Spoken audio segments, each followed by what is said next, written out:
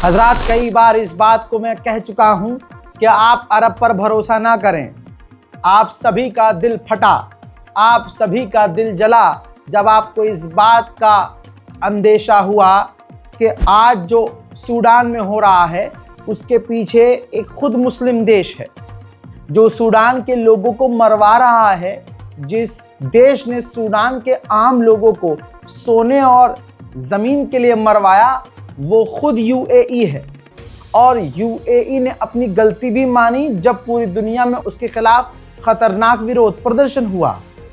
हजरात मोहतरम, ये वो समय था जब पूरी दुनिया के मुसलमानों का दिल रो रहा था कि एक मुसलमान देश, एक अरब देश अपने साथी अरब सूडान के साथ ऐसा कैसे कर सकता है। लेकिन धीरे धीरे अब लोग सोशल मीडिया के ज़रिए समझ चुके हैं कि कौन कैसा है। आज कोई सच छुपता नहीं है, राज राज रहता नहीं है। आपको बताना चाहूँगा सबूत के साथ कि आज जो गाज़ा के अंदर लोग मारे जा रहे हैं उसमें सिर्फ इजराइल का अकेला हाथ नहीं है, यूरोप तो है ही, लेकिन जिगर छलनी करने वाली बात यह है कि फ़िलिस्तीनियों का जो कत्ल हो रहा है उसमें अरब मुस्लिम देश भी इजराइल के साथ है। लीजिए, आपकी स्क्रीन पर सबूत देख लीजिए ध्यान से। हजरात, इजराइल के ही चैनल और बहुत सारे चैनलों ने ये दावा किया है और सबूत मैंने आपके सामने रख दिया है कि जो यूएई का कार्गो जहाज़ है HEX 5080-1C ADB355F, भाई ये जो जहाज़ है हथियार लेकर यूएई से, जी हाँ, यूएई से हथियार लेकर इजराइल जाकर उतरा है। ये सबूत है, बहुत सुकून से दिखा रहा हूँ। और जिन लोगों को दुबई बहुत अच्छा लगता है, हाँ अच्छा है दुबई भाई, जाकर बुर्ज खलीफा देखिए, हॉलीवुड बॉलीवुड के वहाँ जाके सॉन्ग्स शूट होते हुए देखिए, लेकिन वो मुसलमान अब नहीं है।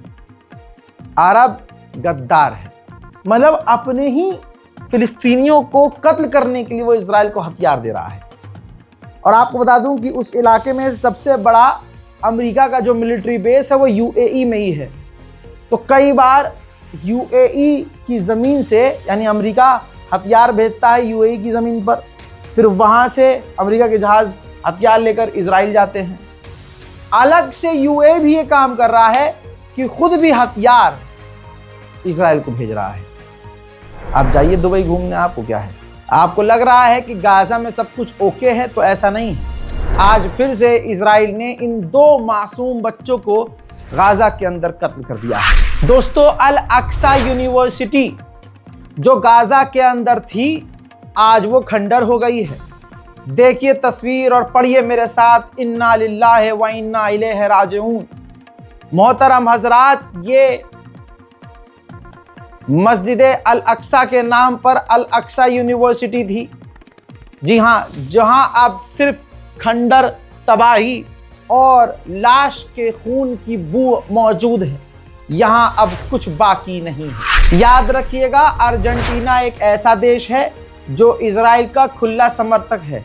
अर्जेंटीना का जो प्रधानमंत्री है वो तो यहूदी है, जी हाँ, वो वेस्ट बैंक में जब आता है फिलिस्तीन में तो दूसरे इलाकों में भी घूमा करता है और बैतुल मुक़द्दस भी जाता है और दीवार पर जाकर वो यहूदी स्टाइल में पूजा अर्चना भी करता है। दोस्तों, जैसे अब्राहम अकॉर्ड है, अब्राहम अकॉर्ड इसलिए लॉन्च किया गया है कि मुसलमान और अरब देशों को इस अब्राहम अकॉर्ड के ज़रिए इजराइल से मिलवाना है, दोस्ती करवानी है। ऐसे ही अर्जेंटीना ने अब इजहाक अकॉर्ड लॉन्च कर दिया है, इजहाक अकॉर्ड।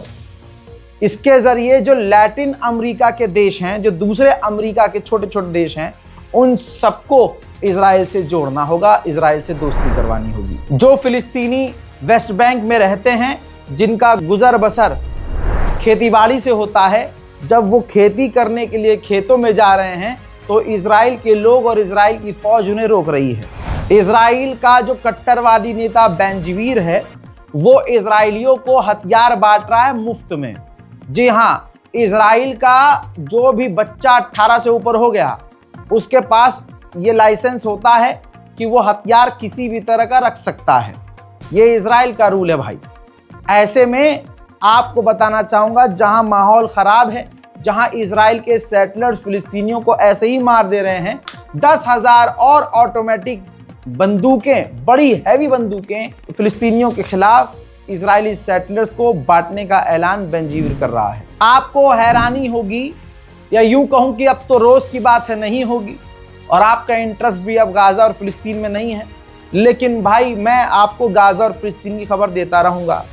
हैरत करने वाली खबर आई है, ये देखिए, जो इजराइल के आम लोग हैं ना, वो इजराइल की फौज और पुलिस के कपड़े, वर्दी पहन के फर्जी पुलिस वाले और फर्जी मिलिट्री वाले बनकर फिलिस्तीनियों के ऊपर गोलीबारी कर रहे हैं, उनको परेशान कर रहे हैं, उनको गिरफ्तार कर रहे हैं।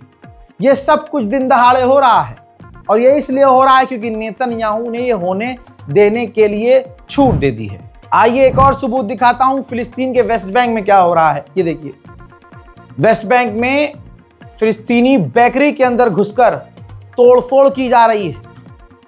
हालांकि आप कहेंगे कि रजा भाई ये कौन सी नई बात है, ये तो हमारे भारत में भी हो रहा है। हिंदू समुदाय ऐसा अक्सर आप देखते हैं, करते हैं, और जय श्री राम का नारा लगाकर भारत में भी ऐसा ही एक बहुसंख्यक समुदाय ईसाई, दलित और मुसलमानों के साथ ये कर रहे हैं। दुआ कीजिए पूरी दुनिया में शांति और अमन के लिए, और दुआ कीजिए मुसलमानों की एकता के लिए। यूरोपीय यूनियन की ये महिला कमिश्नर है। इजिप्ट राजी हो गया था कि हाँ, अगर आप जाना चाहती हैं हमारे एरिया से गुजरते हुए तो आप जाइए। ये महिला यूरोपीय यूनियन की कमिश्नर है। ये जांच के लिए, देखने के लिए जाना चाहती थी कि गाजा का हाल क्या है। ये रफ़ा जाना चाहती थी, उधर से इजिप्ट ने अप्रूवल दे दिया था। अब सिर्फ अप्रूवल इजराइल का चाहिए था, लेकिन इजराइल ने एज यूजुअल अप्रूवल नहीं दिया, जिसके बाद यूरोपीय यूनियन के कमिश्नर को वापस लौटना पड़ा। अगर कातिल को ये लग रहा है कि ये सब करके वो ताकतवर हो रहा है, तो भारत के कातिलों को भी सुनना चाहिए और इजराइल के समर्थकों को भी सुनना चाहिए, देखना चाहिए। पूरी दुनिया में अंधभक्त और इजराइल जलील हो रहे हैं। लंदन में इजराइल के खिलाफ लगातार प्रदर्शन हो रहे हैं।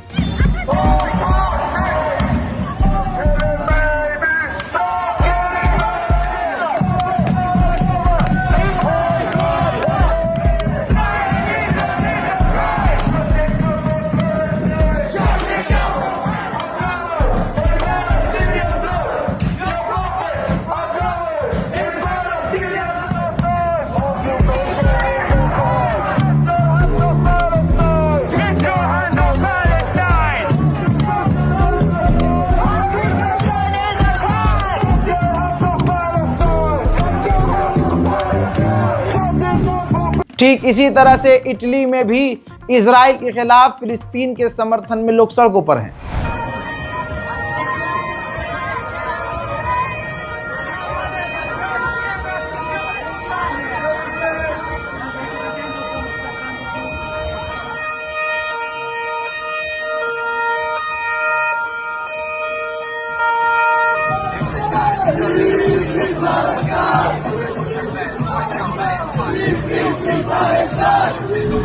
ऑस्ट्रिया में भी फिलिस्तीन के समर्थन में लोग सड़कों पर।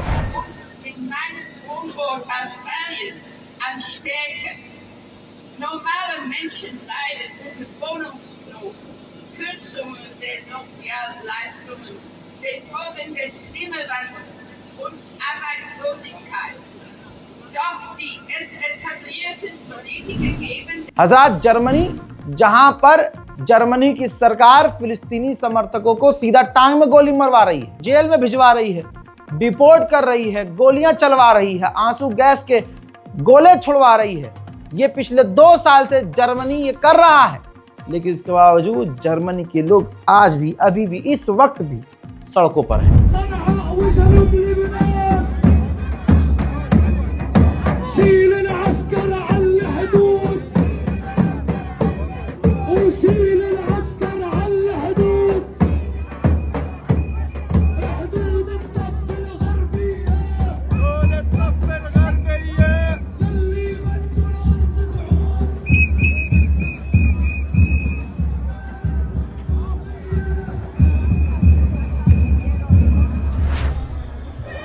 उधर दोस्तों फ्रांस के लोग भी जिंदा दिल हैं। अभी भी इजराइल के खिलाफ सड़कों पर हैं और फिलिस्तीन की आज़ादी की मांग उठा रहे हैं।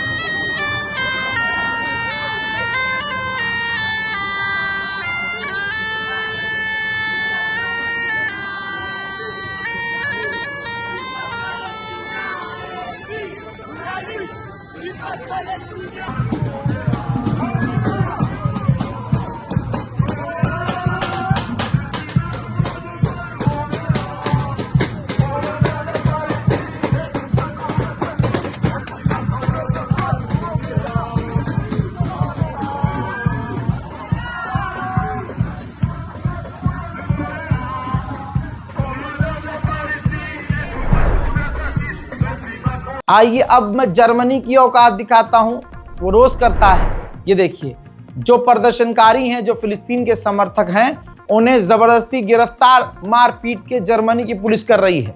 कमाल यही तो है कि ऐसा वो रोज कर रहे हैं, लेकिन जर्मनी के लोग रोज प्रदर्शन कर रहे हैं। दोस्तों, डोनाल्ड ट्रंप का प्लान फेल हो रहा है क्योंकि नेतन्याहू वो एग्रीमेंट मान नहीं रहा है।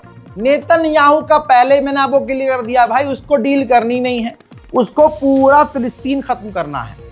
बिल्कुल आरएसएस वाला हिसाब है नेतन्याहू का।